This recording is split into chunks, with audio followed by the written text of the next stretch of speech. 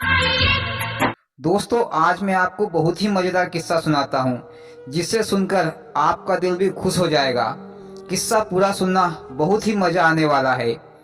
एक बार की बात है, एक गांव में एक ज्ञानी पंडित जी रहते थे। पंडित जी की दोस्ती एक नाई से हो गई थी। नाई कोई भी काम वगैरह नहीं करता था। वह दिन भर इधर उधर गप्पे लड़ाते रहता था। लेकिन नाई बड़ा ही चतुर था। आपने वो कहावत तो सुनी होगी कि नर में नाई और पक्षी में काग बहुत ही चतुर होते हैं। पंडित जी से मित्रता होने से वह नाई भी पंडित जी के कार्यों में हाथ बटाता था। पूजा पाठ आदि कार्य नाई भी करता था। धीरे धीरे समय के साथ नाई भी पूजा पाठ हवन आदि कार्यों में प्रवीण हो गया। फिर एक दिन नाई ने पंडित जी से कहा, पंडित जी, मैं तुम्हारा सारा कार्य पूजा पाठ हवन आदि करता हूँ, पर जो भी कमाई होती है उसे सारा तुम ही रख लेते हो। तो पंडित जी, आज से मुझे भी आधा हिस्सा मिलना चाहिए।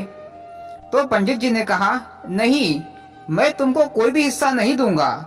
मैंने तुमसे ये नहीं बोला था कि मेरे कार्यों में अपना हाथ बटाओ।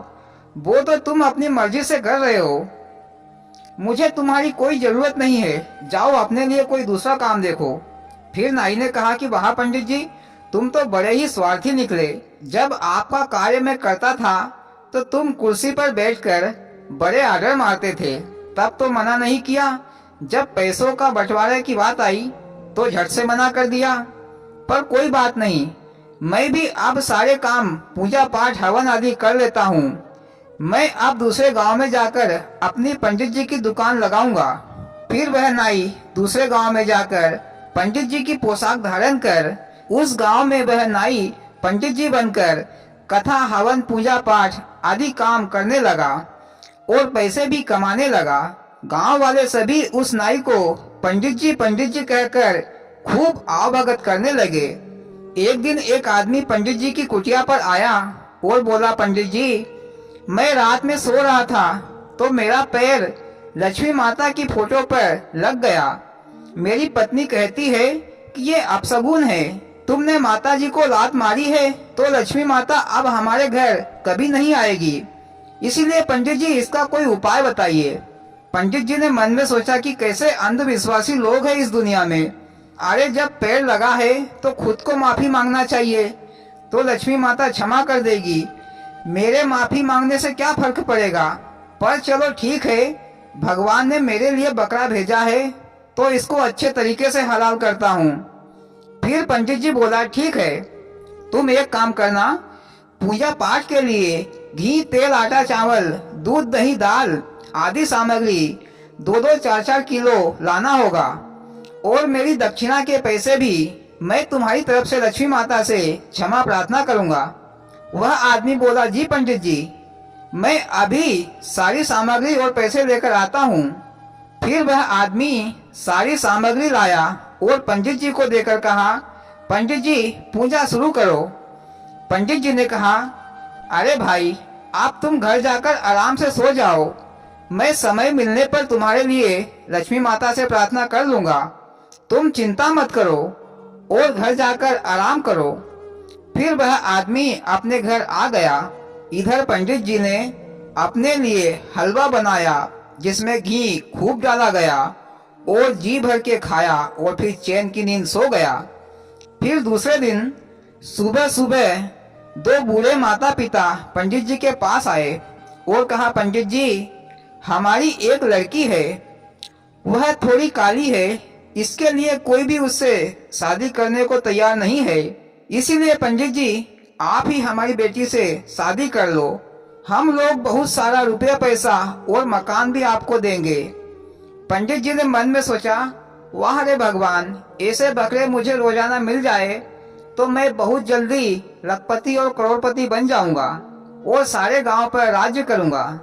फिर पंडित जी ने झूठ मूठ कहा, देखो, मैं ठहरा ब्राह्मण, मैं तुम्हारी बेटी से शादी नहीं कर सकता, लेकिन मुझे तुम्हारे ऊपर तरस आ रहा है, इसीलिए मैं शादी करने को तैयार हूँ। फिर पंडित जी ने उस काली लड़की से शादी कर ली और वह बड़े शानदार मकान में रहने लगा। लेकिन पंडित जी, अपनी पत्नी से प्यार नहीं करता था। उसने अपनी पत्नी को नौकर बनाकर रखा था। खाना बनवाना, पैर दबाना, कपड़े धुलवाना आदि कार्य करवाता था और वह स्वयं बड़े ही ठाठ से रहता था। एक दिन पंडित जी गांव में टहलने के लिए निकले तो पंडित जी ने देखा कि एक घर के सामने काफी भीड़ लगी है। तो पंडित जी भी वहां पर गए और पूछा, क्यों भाई ये भीड़ किस लिए है? तो एक आदमी ने कहा, पंडित जी अंदर ज्योतिषी जी बैठे हैं, हाथ देखकर भविष्य बता रहे हैं। तो पंडित जी ने मन में सोचा कि मैं भी अपना हाथ दिखा लेता हूँ, मुझे भी पता होना चाहिए कि मैं कब लखपति और करोड़पति बनूंगा और सारे गांव पर राज्य करूंगा। फिर पंडित जी ज्योतिष जी के पास गए तो पंडित जी ने देखा कि वह ज्योतिषी तो उसका मित्र पंडित है। इधर ज्योतिष पंडित ने भी नाई को पहचान लिया और अपने पास बुलाया और कहा, क्यों भाई मित्र, तुम तो बड़े ही ठाठ से रह रहे हो, लगता है तुम्हारा भाग्य तुम्हारा साथ दे रहा है। तो नाई ने कहा कि पंडित जी कृपया करके मेरी पोल मत खोलिए, मैं तुम्हें 100 रुपए देता हूँ। तो पंडित जी ने कहा कि ठीक है, मैं किसी को नहीं बताऊंगा। फिर वह नाई पंडित अपने घर आ गया। कुछ देर बाद नाई पंडित की सासू माँ और पत्नी उस ज्योतिष पंडित जी के पास पहुंची और कहा, ज्योतिष जी मेरी बिटिया बहुत परेशान है, दामाद जी मेरी बिटिया से प्यार नहीं करते, नौकरों की तरह व्यवहार करते हैं। ज्योतिषी जी जरा ये बताइए कि ये कब तक चलता रहेगा? ज्योतिषी ने पूछा, तुम्हारा पति का नाम क्या है? तो सासू माँ ने बताया, वर्मा पंडित जी। ज्योतिषी जी ने कहा, जो इस गांव में पंडित बनकर रह रहा है वही तुम्हारी लड़की का पति है? सासू ने कहा, हाँ हाँ वही पंडित जी। फिर ज्योतिषी जी ने लड़की के कानों में एक मंत्र कहा और एक कैंची देकर कहा, जाओ ये मंत्र तुम्हारे पति के सामने बोलना, वो तुम्हें प्यार भी करेगा, प्यार क्या तुम्हारे हाथ पैर भी दबाएगा। फिर नाई पंडित की पत्नी अपने हाथ में एक कैंची लेकर अपने पति के सामने मंत्र कहने लगी। नाई का बेटा एक गांव में ब्राह्मण बनकर छुपकर बैठा। ये मंत्र सुनकर पति ने कहा, ये क्या बोल रही हो भाग्यवान? तो पत्नी ने कहा, मुझे ये मंत्र ज्योतिषी जी ने बताया है।